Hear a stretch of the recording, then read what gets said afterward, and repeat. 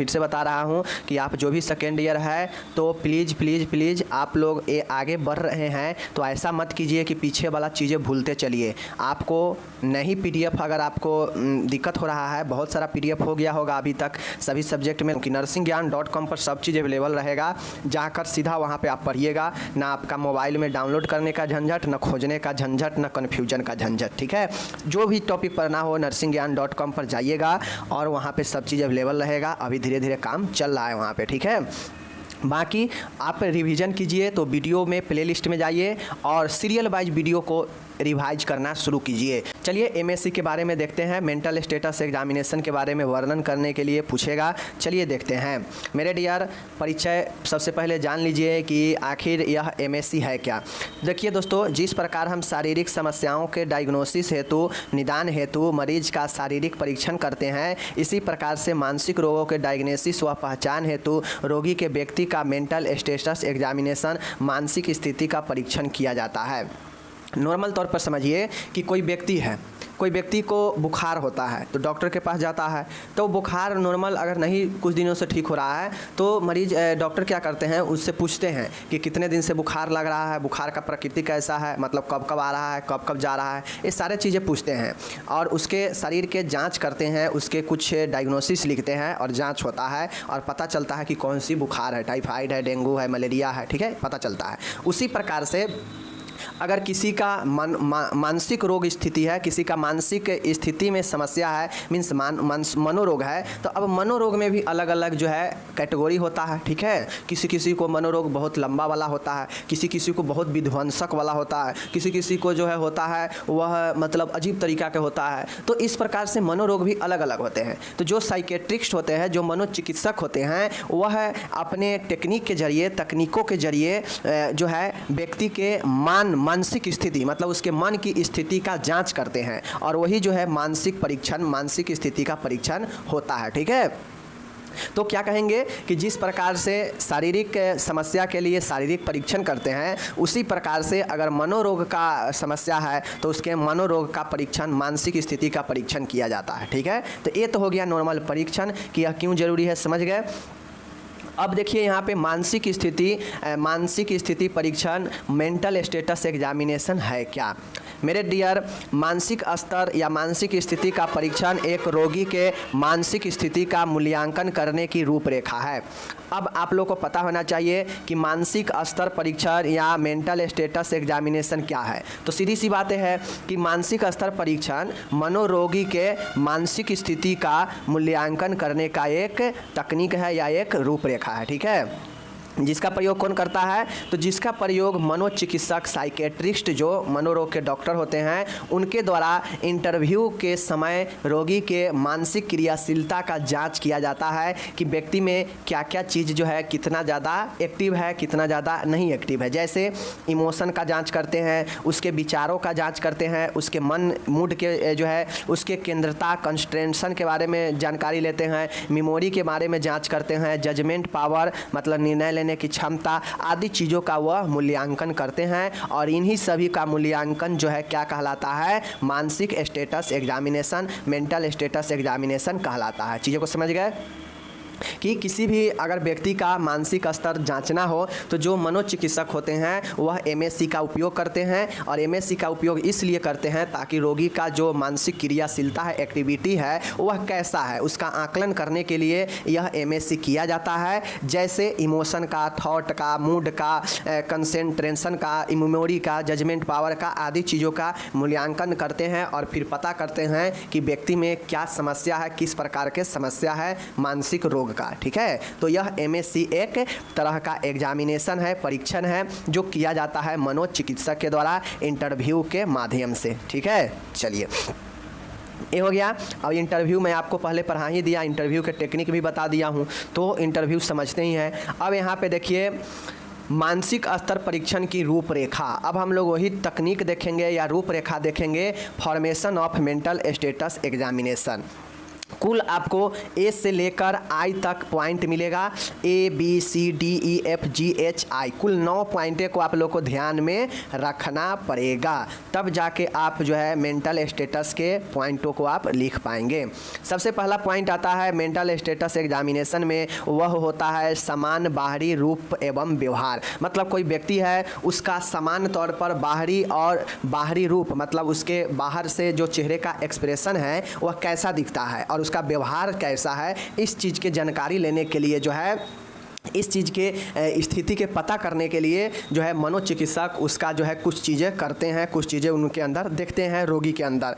तो पहला पॉइंट क्या याद रखिएगा, जनरल अपीयरेंस एंड बिहेवियर, मतलब व्यक्ति में समान बाहरी रूप को और व्यवहार को देखा जाता है। ठीक है, पहला पॉइंट ए नंबर में। अब कोई व्यक्ति में समान रूप और समान व्यवहार देखने के लिए क्या क्या चीज़ को हम लोग देखते हैं, तो चेतना स्तर, व्यक्ति में चेतना स्तर कैसा है, तभी तो हम जान पाएंगे कि व्यक्ति कैसा व्यवहार कर रहा है। अगर कोई व्यक्ति का चेतना स्तर गड़बड़ रहेगा, कॉन्शियस लेवल, तो ना वो ज़्यादा सोच पाएगा, ना समझ पाएगा, एकदम मंद बुद्धि की तरह एकदम जिधर बैठा रहेगा उधर ही बैठा रहेगा, उसका कॉन्शियस लेवल कमज़ोर रहेगा। तो सबसे पहले किसी भी व्यक्ति के व्यवहार और रूप के जांचने के लिए उसके चेतना स्तर को हम लोग देखते हैं। तो हम लोग नहीं, मतलब जो साइकेट्रिस्ट होते हैं वो देखते हैं। तो चेतना स्तर में जो है क्या आता है कि व्यक्ति कितना ज़्यादा अचेतन है, या आलसी है, या चेतन है, या मूर्खतापूर्ण है, या आधी सोई हुई अवस्था में है। तो इन सब चीज़ों के जरिए व्यक्ति का चेतना स्तर का पता किया जाता है। ठीक है, ये सब याद रखिए कि समान रूप और व्यवहार ए पॉइंट है, उसमें बहुत सारे पॉइंट है आपको देखने को मिलेगा। उसमें पहला पॉइंट आता है चेतना कॉन्शियस। अगर किसी का कॉन्शियस अगर कोई साइकेट्रिस्ट जांचते हैं तो उसके अंदर अचेतन अनकॉन्शियस को देखते हैं, आलसीपना को देखते हैं, चेतन अवस्था को देखते हैं, मूर्खतापूर्ण स्थिति को देखते हैं और आधी सोई अवस्था को देखते हैं। अगर ये सब व्यक्ति में मिलता है मतलब उसके चेतना स्तर कैसा है इसको बताता है। ठीक है, नेक्स्ट है दूसरा, व्यक्ति के आप लोग जानते हैं किसी भी व्यक्ति के समान रूप जो है और उसके व्यवहार जो है पहनावा ग्रूमिंग से भी पता चलता है। ठीक है, अगर व्यक्ति का अच्छा रहेगा सब चीज़ तो उसका पहनावा भी बेटर होगा, बेटर सेंस में होगा। ठीक है, तो वही कहता है पहनावा। ग्रूमिंग जो होता है वह व्यक्ति के अंदर कैसे दिखता है, तो कोई व्यक्ति समान पहना हुआ रहता है, कोई अधिक दिखाना चाहता है और कोई मूर्खतापूर्ण जो है पहनावा पहना होता है फटा चिटा वाला। ठीक है, तो आप कोई भी साइकेट्रिस्ट होते हैं तो व्यक्ति के समान बाहरी और व्यवहार को देखने में उसको पहनावा को शामिल करते हैं और यह पहनावा बताता है व्यक्ति के स्थिति का, कि व्यक्ति का समान और व्यवहार कैसा है, वही जो है व्यक्ति को पहनावा बताता, नहीं कहता है कि यह व्यक्ति वेल मेंटेन है, मतलब इसका ग्रूमिंग पहनावा अच्छा है। ठीक है ना, तो ही है या समान है या अधिक दिखाने वाला है या मूर्खतापूर्ण वाला पहनावा है। ठीक है, तो दूसरा पहनावा याद रखिएगा। तीसरा याद रखिएगा कि व्यक्तिगत स्वच्छता। मैं आपको पहले यहाँ पे बता देता हूँ, अगर आपको सीधा अगर कुछ नहीं याद रहे आप इन सब चीज़ों को अगर छोड़ भी देते हैं तो कम से कम ए वाला जो पॉइंट है इस पॉइंट को आपको ध्यान में रखना पड़ेगा। जैसे मैं बताता हूँ, समान बाहरी रूप एवं व्यवहार, समान बाहरी रूप एवं व्यवहार में पहला चेतना है, दूसरा पहनावा है, तीसरा व्यक्तिगत स्वच्छता है और चौथा व्यक्तिगत आदतें हैं, पाँचवा में प्रवेश की स्थिति है, छठा में साक्षात्कार के दौरान अवस्था है और सातवां है चेहरे की अभिव्यक्ति है, आठवां है चाल है और नौवां है निकटता सौहार्द है और 10वां है तान प्रतिष्ठ भूमि क्रियाएं और 11 है दृष्टि संपर्क तथा दृष्टि संकेत। ठीक है, तो ये नंबर में 11 पॉइंट है, समझिए। अब इस 11 पॉइंट को अलग अलग तरीके से बताया गया है कि कौन सा व्यक्ति किस प्रकार के चीज़ें दर्शा सकता है किस पॉइंट में। ठीक है, जैसे मैंने 2 तक आप लोग को बता दिया है पहनावा कैसा होगा। तीसरा है व्यक्तिगत स्वच्छता। व्यक्तिगत स्वच्छता का मतलब होता है पर्सनल हाइजीन। अब किसी भी व्यक्ति में आप उसके व्यक्तिगत स्वच्छता देख के बता सकते हैं कि व्यक्ति का मानसिक स्थिति कैसा है और यह व्यक्तिगत स्वच्छता व्यक्ति के बाहरी रूप को और व्यवहार को बताता है। तो व्यक्तिगत स्वच्छता में पर्याप्त है या अपर्याप्त है या बिल्कुल गंदा है, इस चीज़ से पता कर सकते हैं व्यक्ति के स्वच्छता को कि कैसा है, पर्याप्त है या अपर्याप्त है या बिल्कुल गंदा है। ठीक है, चौथा है व्यक्तिगत आदतें, पर्सनल हैबिट। किसी भी व्यक्ति के अगर आप उसके बाहरी चीज़ों को और व्यवहार को देखना चाहते हैं तो उसका हैबिट भी एक बहुत महत्वपूर्ण चीज़ें होता है, व्यक्तिगत आदतें। व्यक्तिगत आदतें का मतलब है कि खाने की कैसी मात्रा है, खाने का क्या तरीका है, सोने का कितना अवधि है, मल मूत्र कैसे उत्सर्जन कहता है, तो ये सब व्यक्ति का खुद का आदत होता है। अगर इन सभी आदतों में व्यक्ति का जो है बदलाव दिखे तो समझिएगा कहीं ना कहीं उसका मानसिक स्थिति ठीक नहीं है। ठीक है, और ये सब चीज़ व्यक्ति के बाहरी और व्यवहार को, बाहरी रूप और व्यवहार को भी बताता है। पाँचवा में है प्रवेश स्थिति, इंटरिंग कंडीशन। प्रवेश स्थिति का मतलब होता है कि जैसे हम किसी भी रूम में इंटरव्यू के लिए जा रहे हैं तो जब तक हमसे परमिशन हमको नहीं मिलेगा कि हाँ कम इन, हम आज्ञा लेकर नहीं जाएंगे, तो ये गलत है। अगर हम डायरेक्ट घुस जाते हैं मीन्स कहीं ना कहीं हमको जो व्यवहार है वो गलत व्यवहार है। ठीक है ना, अगर किसी का व्यवहार देखना हो तो जो इंटरव्यू लेने वाले होते हैं ना वह इस चीज़ को बहुत ज़्यादा केयरफुली देखते हैं कि जो बच्चा इंटरव्यू देने आया है वह गेट पर परमिशन लिया है या नहीं लिया है, या सीधा आ गया है, या जो गार्ड था उससे धक्का मुक्की करके आया है कि नहीं पहले हम इंटरव्यू देंगे। तो यह सब व्यक्ति के व्यवहार को दर्शाता है।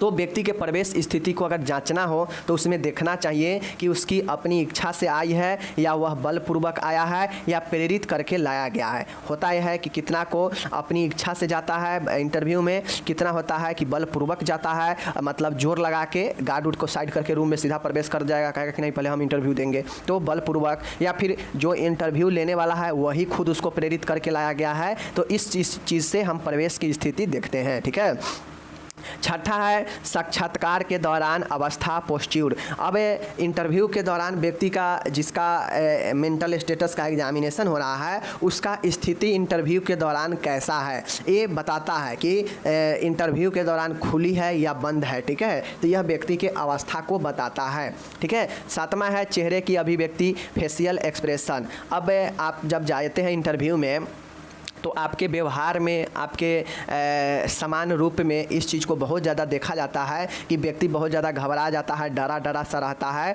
तो उसका फेशियल चेहरा जो है झुका हुआ होगा इंटरव्यू वाले के सामने। लेकिन कुछ बंदे ऐसे होते हैं जिनके अंदर मानसिक स्थिति बिल्कुल मजबूत होता है, तो वह डरेगा नहीं और एकदम आँख में आँख मिला के वो बातें करेगा और जवाब देगा। तो चेहरे की अभिव्यक्ति जानने के लिए हम देखते हैं कि चेहरा खुशनुमा चेहरा है, आँखें बंद करके लोग रखता है, कितना भाव विहीन होता है, कितना चिंतित होता है, कितना उदास होता है।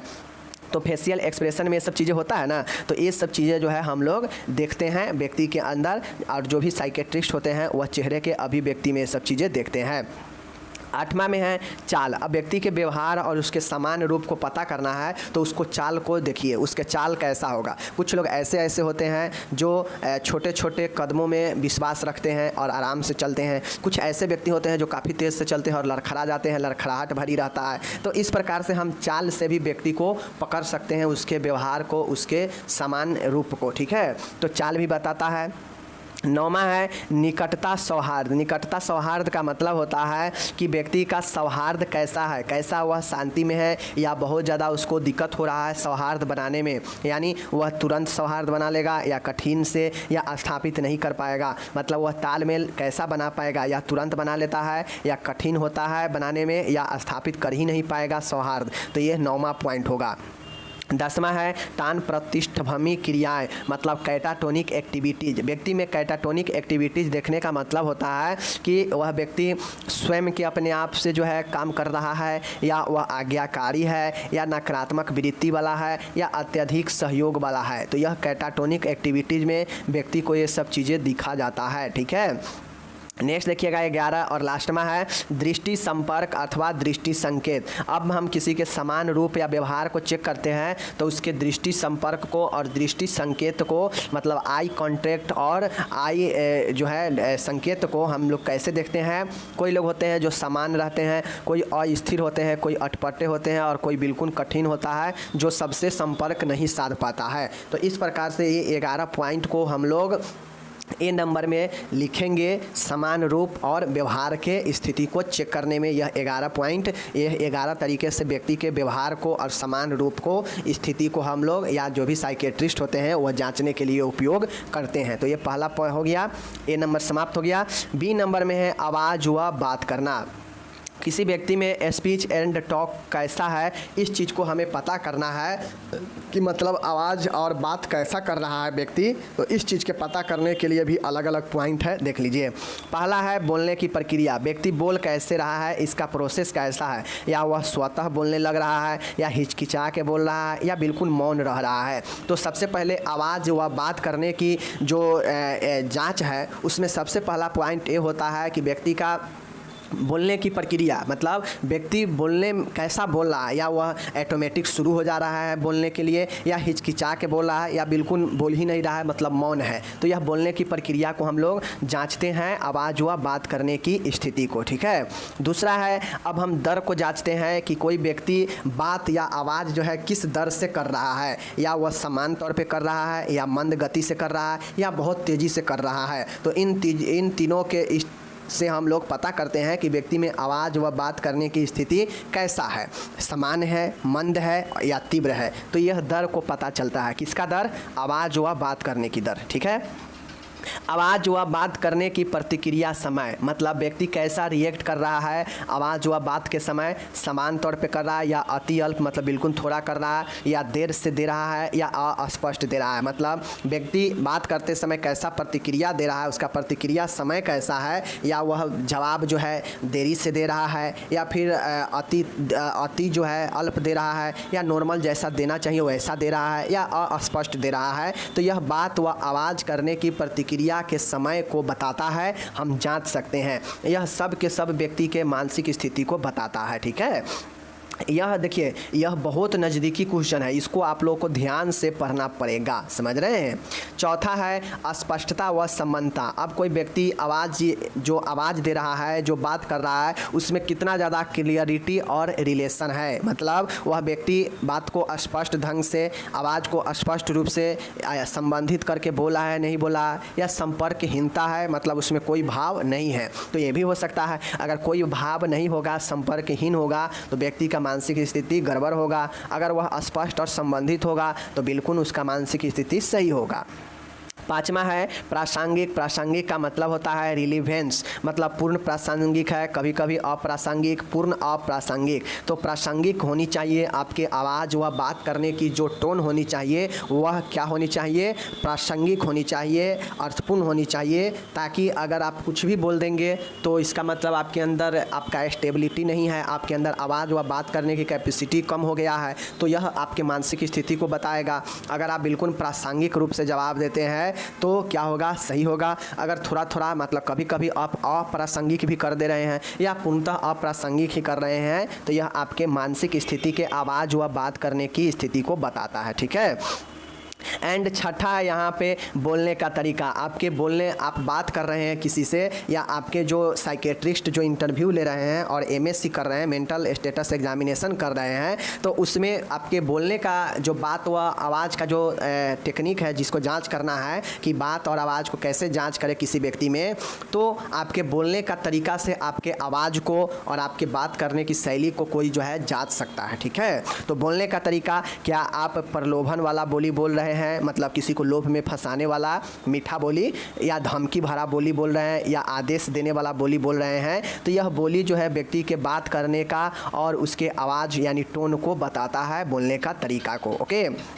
सातवां देखिएगा लहजा और प्रबलता। व्यक्ति के अंदर लहजा मतलब किस लहजे में बात कर रहा है, नहीं कहता है कि व्यक्ति किस लहजे में बात कर रहा है। प्रबलता वॉल्यूम, मतलब व्यक्ति का जो आवाज़ और बात करने की जो प्रबलता होगा, जो टोन होगा, वह कैसे होगा, तो समान हो सकता है तो अच्छा होगा, बहुत ऊपर होगा तो भी गड़बड़, और बहुत नीचे होगा फिर भी गड़बड़। यानी नॉर्मल है तो व्यक्ति ठीक है, अगर ये दोनों हो रहा है, ज़्यादा प्रबलता वॉल्यूम में बोल रहा है फिर भी गड़बड़ है, ज़्यादा टोन में बोल रहा है फिर भी गड़बड़ है, कम में बोल रहा है फिर भी गड़बड़ है, तो ये लहजा और प्रबलता को बताता है। और इस प्रकार से 7 पॉइंट आपको ध्यान में रखना पड़ेगा किस चीज़ के, बोलने, आवाज़ व बात, आवाज़ व स्पीच एंड टॉक व्यक्ति कैसा कर रहा है, इसको पता करने के लिए हम 7 पॉइंट को ध्यान में रखेंगे। अब इस वीडियो को अगर कोई व्यक्ति एक ही बार देखेगा तो उसको 100% मैं कह रहा हूँ कि नहीं समझ में आएगा, ठीक है। और PDF पढ़ के समझने की तो बात ही छोड़ दीजिए। तो ये सब चीज़ें आप लोग को मैं बार बार कहता हूँ कि कम से कम जैसे मैंने यहाँ पर आपको देखा, मैंने यहाँ पर आपको दिखाया कि बी ऑप्शन है, ये मेन पॉइंट है बी ऑप्शन का, ठीक है। तो आवाज़ व बात करना, स्पीच और टॉक करना। तो स्पीच और टॉक को हम कैसे पता करेंगे कि किस व्यक्ति में कैसा स्पीच और टॉक है, तो इसके लिए हम नीचे 7 पॉइंट देखे हैं। अब ये 7 पॉइंट में भी कुछ कुछ चीज़ें दिया गया है जिससे व्यक्ति को हम समान, अधिक या कम या बेसी को बताते हैं। तो कम से कम आप इस बी पॉइंट के 1 नंबर जो दिया गया है बोलने की प्रक्रिया, 2 है दर, 3 है प्रतिक्रिया समय, चौथा है स्पष्ट व संबंध, 5वां है प्रासंगिकता, बोलने के तरीका, और 7वां है लहजा और प्रबलता। तो कम से कम ये पॉइंट सबको जरूर ध्यान में रखें। अगर मान गए ये चीज़ नहीं याद रहता है, ये चीज़ नहीं याद रहता है, तो आप इसको आराम से सिर्फ यही वाला याद रखिए जो मेन सीरियल दिया गया है, ठीक है ना। बाकी अगर आपको ये याद रहेगा तो आप ये ऑटोमेटिक लिख लेंगे, क्योंकि इस पॉइंट से ही रिलेटेड, इस पॉइंट से ही रिलेटेड ए है। अब कोई व्यक्ति का बोलने का तरीका क्या हो सकता है, या तो किसी को लोभ देने वाला, प्रलोभन वाला हो सकता है, या धमकी भरा बोलने का तरीका हो सकता है, या आदेश देने वाला कि किसी को आदेश दे रहा है ऐसा बोलेगा, तो इस प्रकार से बोलने का तरीका हो सकता है। तो अगर आपको ये याद है तो ये ऑटोमेटिक याद हो जाएगा। उसी प्रकार से लहजा और प्रबलता है, तो आपको कैसा लहजा और प्रबलता होनी चाहिए आवाज़ व बात करने में, तो यह बताता है समान होना चाहिए या ऊपर है या नीचे है, तो इस चीज़ से पता चलता है। तो ये आप नॉर्मली लिख सकते हैं, मेन आपको ये याद करना है सीरियले वाला, ठीक है।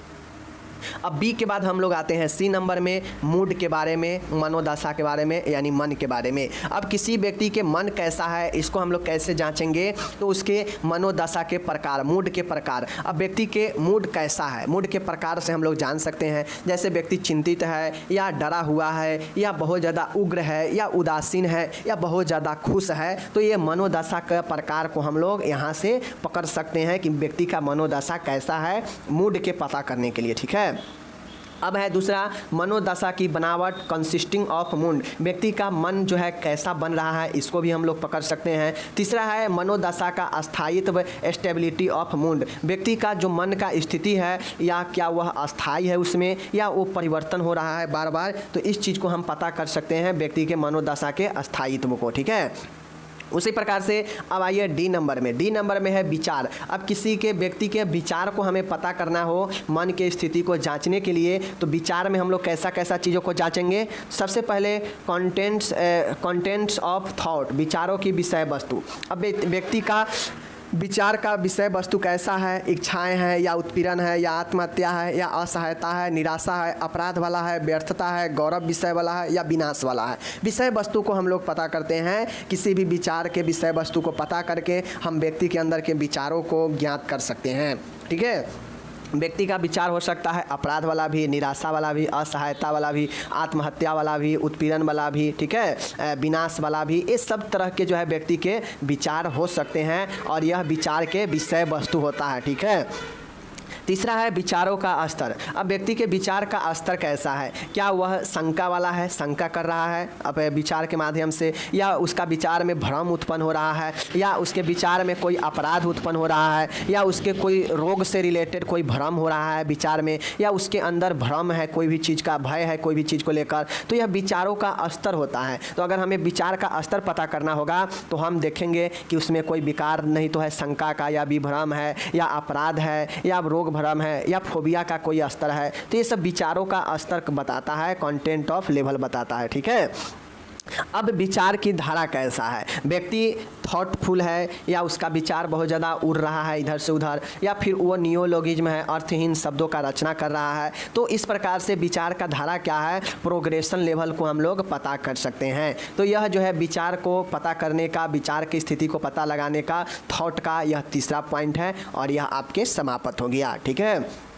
इन नंबर में देखिएगा अवबोधन, परसेप्शन। परसेप्शन का मतलब होता है कि किसी में भ्रम है, भ्रांतियां हैं, विभ्रम है, गलत धारणाएं हैं, आत्मवंचना है, आत्म अनुभवहीनता है। इस सब के जरिए हम किसी के परसेप्शन, अवबोधन करने की शक्ति को पता कर सकते हैं, ठीक है, कि व्यक्ति में परसेप्शन करने की क्षमता कितना ज़्यादा गड़बड़ है। इस चीज़ से, भ्रम से, भ्रांति से, ठीक है ना, डेलूजन से, गलत धारणाएं से, आत्मवंचन से, आत्म अनुभवहीनता से हम पता कर सकते हैं परसेप्शन के माध्यम से, अवबोधन के माध्यम से। चीज़ों को समझ गए, चलिए।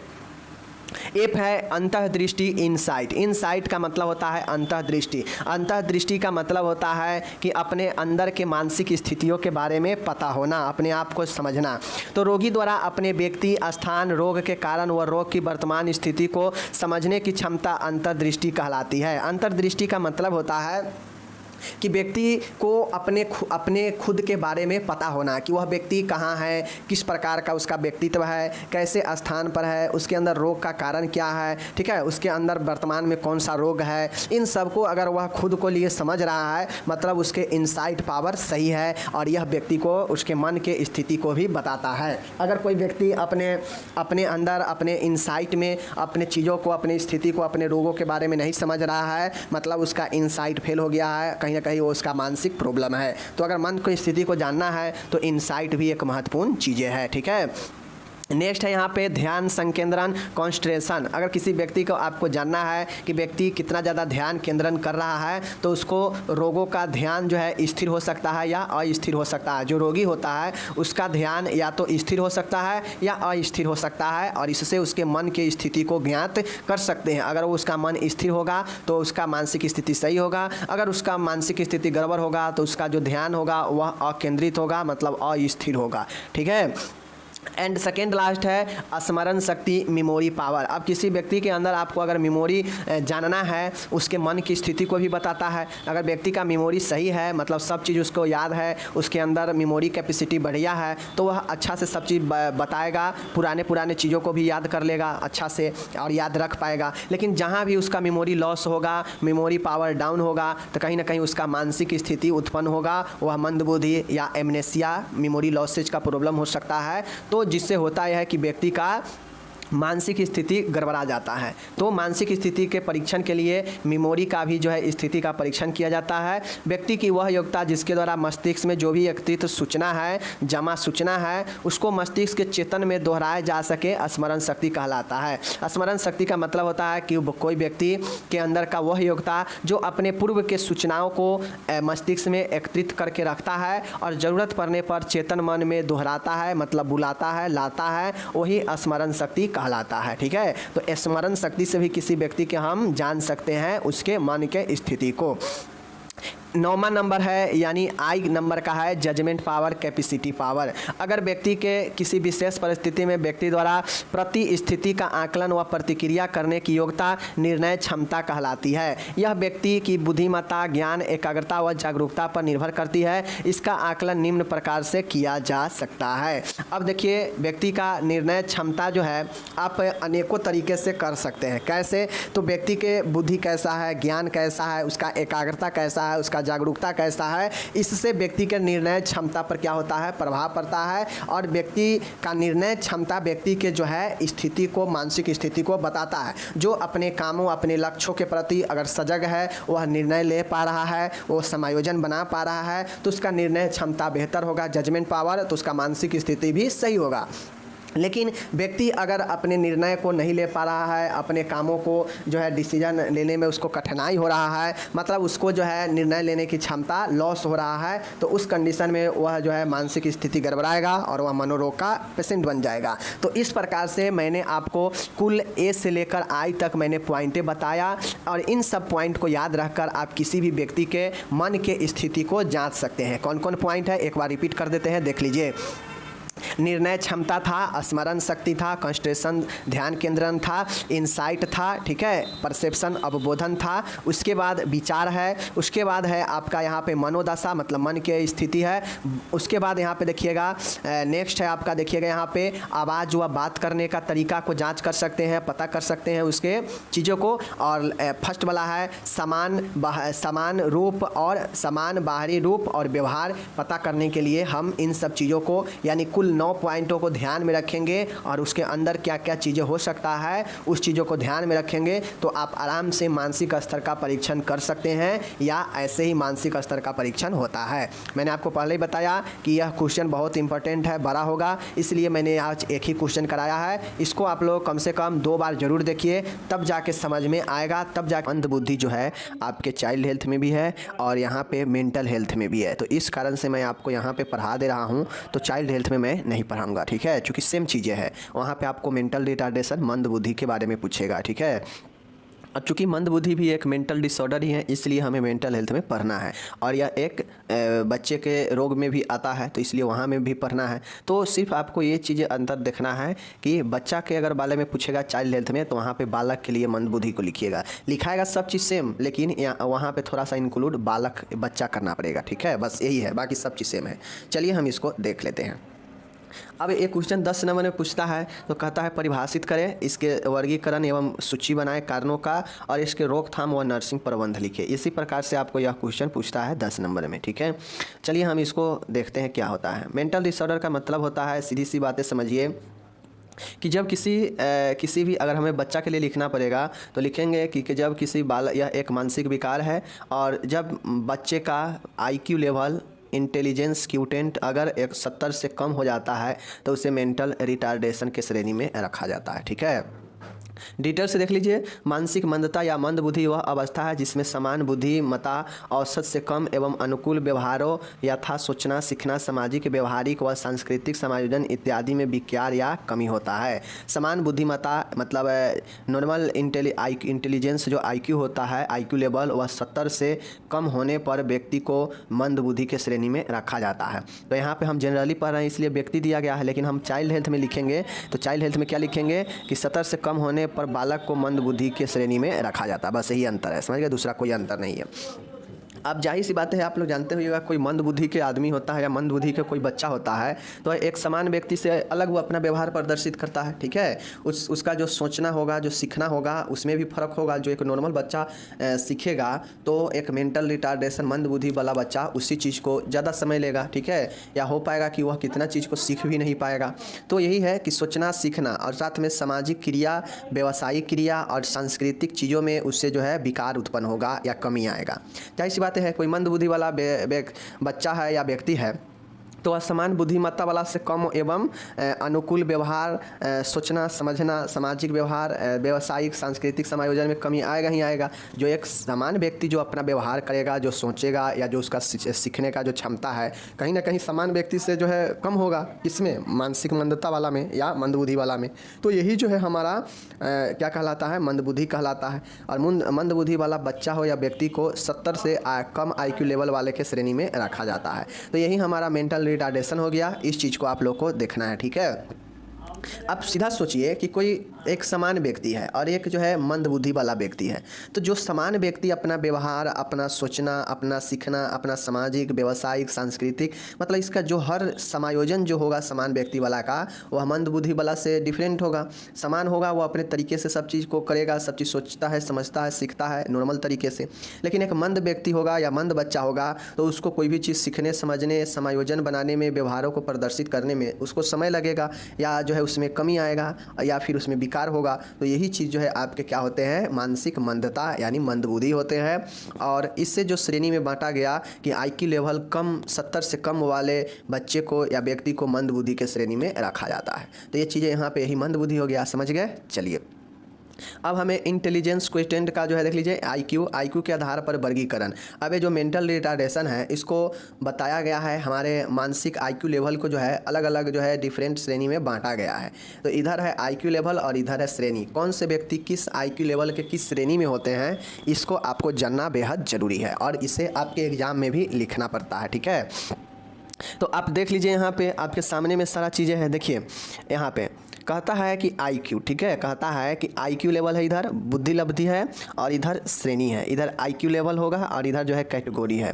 अब देखिए कौन से IQ लेवल वाला को किस श्रेणी में रखा जाता है। मानिए कोई व्यक्ति का IQ लेवल 140 या इससे अधिक है, तो उसे प्रतिभाशाली माना जाता है, और प्रतिभाशाली को सबसे ऊपर जो है रखा जाता है। तो 140 या इससे अधिक जिसका IQ लेवल होता है, उसे प्रतिभाशाली माना जाता है। अब ऐसा नहीं है कि कह देगा कि हाँ तुम बहुत प्रतिभाशाली हो तो उसका IQ लेवल 140 से अधिक है, नहीं।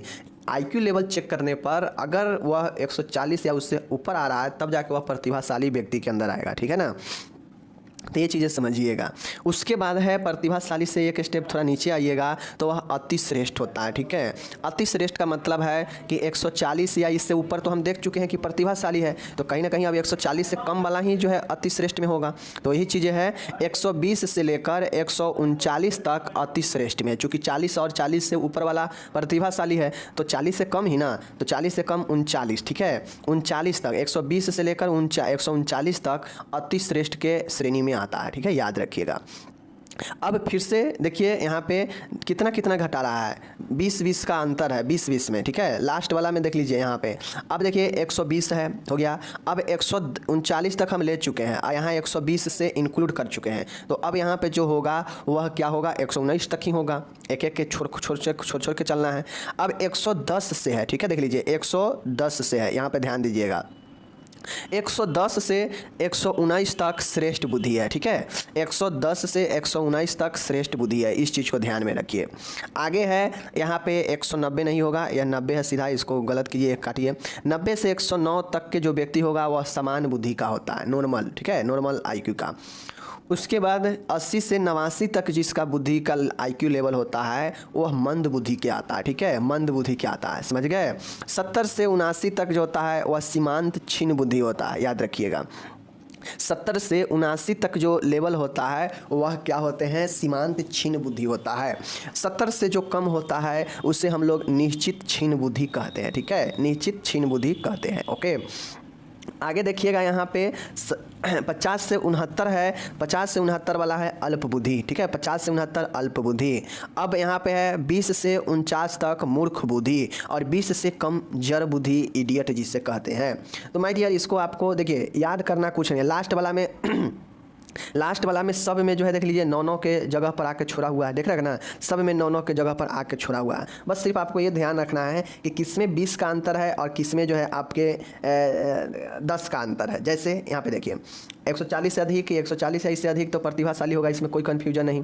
ठीक है, उससे और नज़दीक आएगा तो अति श्रेष्ठ। अति श्रेष्ठ वाला में भी कोई कन्फ्यूज नहीं होना चाहिए, क्योंकि 140 तक तो प्रतिभाशाली है, तो 140 से कम ही अति श्रेष्ठ होगा। तो अब ध्यान रखेंगे कि 140 से कितना तक, 140 मतलब 139 होगा, तो कितना से लेकर 39, तो आपको ये ध्यान रखना है कि 120 से लेकर 139 तक अति श्रेष्ठ होगा। ठीक है, अब हम 39 तक जो है यहाँ पे क्या चुके हैं, 120 तो ले चुके हैं, तो अब जो होगा अगला 119 ही होगा। तो इसके पीछे कितना, तो अब 10 का फर्क है। ठीक है, 110 से लेकर 119 तक जो होगा वह श्रेष्ठ बुद्धि में आएगा। अति श्रेष्ठ हो चुका है, अब आएगा श्रेष्ठ। तो 110 से 119 जिसका लेवल होगा वह श्रेष्ठ बुद्धि में आएगा। ठीक है, अब 90, अब चूँकि 100 जो है हम लोग 10 से 119 कर चुके हैं। ठीक है, अब हम लोग 110 तक कर चुके हैं, अब हम 109 तक करेंगे। तो 90 से लेकर 109 तक का जो बुद्धि होता है वह समान बुद्धि में आता है। ठीक है, 90 से 109। ठीक है, कोई दिक्कत नहीं। चलिए 80 से 89, अब इसके बाद जितना लगभग देखिएगा लगभग 9 का ही अंतर होगा। अब हम लोग चूँकि ले चुके हैं कहाँ तक, 90 तक, अब हम 89 तक ही इंक्लूड करेंगे। तो 80 से लेकर 89 तक को मंद बुद्धि में रखा जाता है। उसके बाद जो है 89 तक कर चुके हैं, 80 तक ले चुके हैं उधर, तो अब 79 तक ही लेंगे। तो 70 से 79 तक जो होगा वह सीमांत क्षीण बुद्धि होगा। उसके बाद 70 से भी कम अगर किसी का हो जाएगा तो उसे क्षीण बुद्धि में रखते हैं, निश्चित क्षीण बुद्धि में रखते हैं। अगर उसे 70 से कम है यानी 69, तो 50 से 69 तक होगा तो उसे अल्प बुद्धि में रखेंगे। और 20 से 49 तक होगा, चूँकि 50 से ले चुके हैं वहाँ पे अल्प बुद्धि में, तो अब 20 से 49 ही लेंगे तो यह मूर्ख बुद्धि होगा। और 20 से भी कम हो जाएगा तो वह जड़ बुद्धि, इडियट में हो जाएगा। तो यह जो है वर्गीकरण है आईक्यू, इंटेलिजेंस क्वोटिएंट के आधार पर। तो इस सब को आप लोग जो है क्या कीजिएगा, 2 बार 4 बार अच्छे से इसको देखिएगा ना, तो दिमाग में बैठ जाएगा, लॉजिक पकड़िएगा कि कहाँ से कितना तक है। ठीक है, याद हो जाएगा। 2 बार मैंने रिपीट कर दिया, बाकी अगर आप पीडीएफ में वीडियो में तो जितना बार हो सके रिपीट होकर देखिएगा। अब ये मेंटल रिटार्डेशन के क्या क्या कारण होते हैं देख लीजिए। कुछ कारण आइडियोपैथिक होते हैं, अज्ञात होते हैं। अब बच्चा कोई अगर मेंटल रिटार्डेशन वाला जन्म ले रहा है तो आपको बहुत सारा कारण पता ही नहीं होगा, बहुत सारा कारण जो है मंद बुद्धि होने का बहुत कारण पता नहीं होता है। ठीक है, तो ये अज्ञात कारण भी हो सकता है। कुछ कारण ये माना जाता है कि भाई अनुवांशिक और गुणसूत्रीय जो है प्रॉब्लम के कारण जो है मंदबुद्धि हो सकता है। ठीक है, जैसे डाउन सिंड्रोम होना। ठीक है ना, जन्म पूर्व कारक, जन्म से पहले का कारक जैसे रूबेला संक्रमण, सिफिलिस, विषाक्तता, माँ की व्यसन में लिपातता। ठीक है, अब यहाँ पे ये कह रहा है कि प्रीनेटल कॉज का मतलब है कि जन्म से पहले का कारण, मतलब बच्चा जन्म नहीं लिया है उससे पहले यानी गर्भ के कारण, गर्भ में बच्चा जब पल रहा होता है तो उस वह समय भी कारण बन सकता है। कैसे? जैसे रूबेला संक्रमण से ग्रसित, ठीक है, सिफिलिस, विषाक्तता, टॉक्सिसिटी, माँ के व्यसन लिप्तता मतलब एल्कोहलिज्म लेना, ये सब जो है बच्चे के ऊपर प्रभाव पड़ता है गर्भ के समय में, अगर माँ जो है इस सब चीज़ों से पीड़ित है तो, ठीक है। तो इसीलिए जन्म से पूर्व कारक माना जाता है। नेक्स्ट है पेरीनेटल कारक जैसे जन्म के समय चोट, पेरीनेटल मतलब जन्म के दौरान, ठीक है, जब बच्चा जन्म ले रहा होता है तो वह उस दौरान भी जो है कुछ चीज़ें कारण बनते हैं मेंटल रिटार्डेशन के, जैसे जन्म के समय चोट लगना, बर्थ ट्रॉमा, ठीक है, मस्तिष्क को ऑक्सीजन कम मिलना, ऑक्सीजन न्यूनता, मस्तिष्क में रक्तस्राव होना, समय से पूर्व जन्म होना, लो बर्थ वेट होना। तो यह सब जन्म के समय के दौरान जो है आकलन है। अगर इस सब चीज़ें अगर होता है तो बच्चे में माना जाता है कि मेंटल रिटार्डेशन का एक कारण जन्म के दौरान, ठीक है, जन्म से पहले का भी कारण और जन्म के दौरान का भी हो सकता है। कुछ कारण अब जन्म से पहले का होगा, ठीक है, यानी गर्भ में, कुछ कारण जो है जन्म के समय यानी बच्चा जब जन्म ले रहा है तो उस समय के कुछ कारण हो सकते हैं। कुछ कारण होते हैं जो कि पोस्टनेंटल होते हैं यानी जन्म के बाद, जैसे संक्रमण होना, मेनिंजाइटिस होना, एन्सेफेलाइटिस होना, चोट लगना, यह सब भी जो है आपके संक्रमण का एक कारण है, ठीक है। आगे चलते हैं। अब ये तो मैंने आपको बता दिया कि कुछ अनुवांशिक या जेनेटिक्स कारण हो सकते हैं, अज्ञात कारण भी हो सकते हैं, जन्म से पहले, जन्म के दौरान और जन्म के बाद का भी कुछ कारण जो है इंक्लूड हो सकता है, ठीक है। अब कुछ कारण जैसे मिर्गी आना, ठीक है, जैसे मिर्गी भी एपिलेप्सी होता है, मिर्गी दौरा पड़ना, ABO RH में असंगतता मतलब जो ब्लड मैचिंग होता है ABO का RH फैक्टर, इसमें असंगतता भी जो है कारण बन सकता है। और जो है जन्मकालीन श्वास रोध, जन्म के समय अगर श्वास रोध होता हो तो ऑक्सीजन कम होगा और ब्रेन को ऑक्सीजन कम मिलेगा तो उससे भी जो है आपके क्या होंगे, मंदबुद्धि हो जाएंगे। तो यह सब कुछ कारण है, ABO RH असंगतता मतलब मिसमैचिंग, ठीक है ना, मिर्गी और जन्मकालीन श्वास रोध, ये सब चीज़ें हैं, ठीक है। चलिए, हो गया ये आपका कारण हो गया यहाँ पे ख़त्म। अब आता है उपचार, ट्रीटमेंट मीन्स कहा जाए तो क्या उपचार है, क्या जो है इसका उपचार बनता है, ठीक है, मतलब मंदबुद्धि का क्या उपचार बनता है। तो माय डियर आप देख लीजिए, उपचार में मंदबुद्धि का मतलब क्या कि मेंटल एक्टिविटी व्यक्ति का, बच्चा का जो है स्लो हो जाता है यानी कम जाता है, नॉर्मल व्यक्तियों से अलग हो जाता है, उसका IQ लेवल कम हो जाता है। जो व्यक्ति नॉर्मल व्यक्ति 5 मिनट में कोई काम कर लेगा, पढ़ लेगा, याद कर लेगा, तो मंदबुद्धि वाला को हो सकता है 1 घंटा लगे, आधा घंटा लगे उसी चीज़ को याद करने में, तो यही मंदबुद्धि होता है। अब होता यह है कि मंदबुद्धि वाला का IQ लेवल 70 से कम कैटेगरी वाले को रखा जाता है मंदबुद्धि में, ठीक है ना। तो मंदबुद्धि के मतलब क्या कि ब्रेन पावर कम जाना, ब्रेन का शक्ति जो है कम हो जाना, छीन हो जाना, ठीक है। तो इसका उपचार क्या होता है। तो माय डियर, ब्रेन अगर कोई बच्चा मंदबुद्धि का आता है तो उसका कोई उपचार नहीं है, ठीक है। अगर कोई बच्चा जन्म से ही मंदबुद्धि का है तो फिर इसका कोई औषधि उपचार नहीं है, मतलब इसके लिए कोई दवाई नहीं है, ठीक है, दवाई नहीं है, ऐसी कोई दवाई नहीं है जो बुद्धि स्तर को, इंटेलिजेंस को बढ़ा दे। आप लोग देखते होइएगा कि प्रचार में बहुत सारा जो है कहेगा कि ब्रेन पावर बढ़ाए, ब्रेन का शक्ति बढ़ाए, यादाश्त बढ़ाए, ये करे वो करे, बहुत प्रचार दिलाता है। लेकिन मैं आपको क्लियर बता दूँ आज कि अगर कोई बच्चा मंदबुद्धि है या कोई व्यक्ति मंदबुद्धि का है तो ऐसा कोई दवाई नहीं है जिससे ब्रेन पावर, ब्रेन शक्ति जो है आपका बढ़ जाए और मंदबुद्धि का स्तर सुधर जाए, ऐसा कोई औषधि नहीं है, ठीक है। तो कोई औषधीय उपचार तो नहीं है, कोई दावा तो नहीं है कि बुद्धि स्तर को बढ़ाया जाए, ठीक है ना, उपचार में स्पष्ट लिखा है। लेकिन व्यक्ति की मानसिक योग्यता एवं रुचि उसे आजीविका मूलक चिकित्सा प्रदान करना व उसका पुनर्वास, रिहेबिलिटेशन ही सर्वोत्तम उपाय है। अब दवाई तो इसका कोई नहीं है कि दवाई दे दीजिएगा धीरे धीरे जो है उसका ब्रेन पावर ठीक हो जाएगा, शक्ति ठीक हो जाएगा ब्रेन का, तो दवाई तो है नहीं, दवाई कोई है नहीं। तो इसके लिए व्यक्ति की मानसिक योग्यता मतलब उसका मेंटल जो उसका अपना योग्य है, जो योग्यता है और जो उसका रुचि है जिस चीज़ में, उसी के तरह जो है उसका क्या करना चाहिए, चिकित्सा प्रदान करना चाहिए और साथ में रिहेबिलिटेशन मतलब पुनर्वास करना चाहिए, जिसमें व्यक्ति को जो है उसको नॉर्मल लाइफ में जीने के लिए कुछ चीज़ें सिखाया जाए जिससे वह अपना जीवन में आजीविका मूलक जो है काम कर सके, ठीक है। तो इसमें हम सुधार सकते हैं एक्टिविटी को थोड़ा सा रिहेबिलिटेशन के जरिए या फिर कुछ ऐसे रुचि वाला या मानसिक योग्यता वाला चिकित्सा होता है जिसको प्रदान करके हम उसे एक्टिविटी में सुधरवा सकते हैं। बट दवाई कहिएगा कि दवाई खाएं और ठीक हो जाए, ऐसा कोई दवाई नहीं है, ठीक है ना। चलिए अब इसको रोकथाम कैसे करेंगे? मान गए कि आपको मेंटल रिटार्डेशन बच्चा ना हो, इसके लिए आपको बचना है, तो इसका रोकथाम कैसे करेंगे कि हमारा जो बच्चा हो जो है उसको मेंटल रिटार्डेशन ना हो, या कोई व्यक्ति है तो उसको मेंटल रिटार्डेशन से कैसे रोका जाए, कैसे रोकथाम किया जाए, कैसे प्रिवेंट किया जाए? देखिए सामने है विकार जन कारक नशा दवाएं एवं विकिरणों से गर्भवती माँ को सुरक्षा प्रदान करना। सबसे पहला, अगर आप चाहते हैं कि कोई बच्चा माँ गर्भवती है, कोई लेडीज गर्भवती है और उसके बच्चे जब जन्म ले तो वह मेंटल रिटार्डेशन के साथ जन्म न ले, यानी मंद बुद्धि वाला न हो, तो उसके लिए आपको रोकथाम करने के लिए ये है कि सबसे पहले उसे कोई नशीला जो है पदार्थों का सेवन न करवाएं महिला को। उसके बाद कुछ दवाइयाँ जो टॉक्सिसिटी हो, जो उसका आदत पड़ सकता है, जिसका साइड इफ़ेक्ट हो सकता है, तो वो दवाइयाँ नहीं दे। साथ में जो विकिरण होता है रेडिएशन, उस रेडिएशन के संपर्क में माँ को ज़्यादा ना लाएं, ठीक है, जिससे ये सब चीज़ों से रोकथाम कर सकते हैं। विवाह पूर्व रक्त परीक्षण द्वारा असमानता का पता लगाना।